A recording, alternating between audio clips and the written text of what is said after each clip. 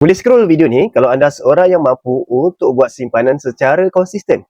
Tetapi kalau anda yang berusia 40 tahun ke atas masih scroll video ini dan anda tidak ada simpanan langsung, anda wajib tonton video ni sampai habis supaya saya dapat kongsikan teknik yang terbaik untuk anda buat tabungan yang kukuh di masa akan datang.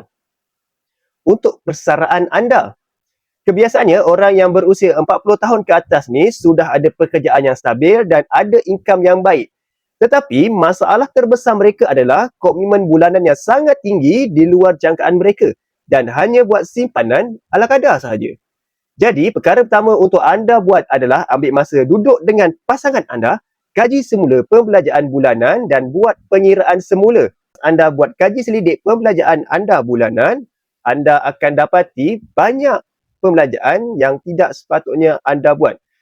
Salah satu cara yang terbaik untuk anda buat simpanan adalah simpan dalam bentuk emas. Kenapa emas? Emas kalis inflasi dan kurangkan nafsu berbelanja. Untuk menyimpan dalam bentuk emas dan dapatkan 100 gram yang pertama menggunakan Account Gap Public Gold. Anda boleh simpan sebanyak 3 gram sebulan selama 36 bulan atau 3 tahun. Atau salah satu alternatif lain adalah anda bahagikan 1.5 gram untuk suami dan 1.5 gram untuk isteri. Bila sudah cukup emas 100 gram, anda boleh ulang perkara ini yang sama sehingga cukup 1 kilogram emas. Untuk mulakan simpanan emas, anda boleh mesej saya ataupun tekan butang sign up. Saya akan bantu anda sebaik mungkin. Follow saya untuk tahu lebih lanjut mengenai emas.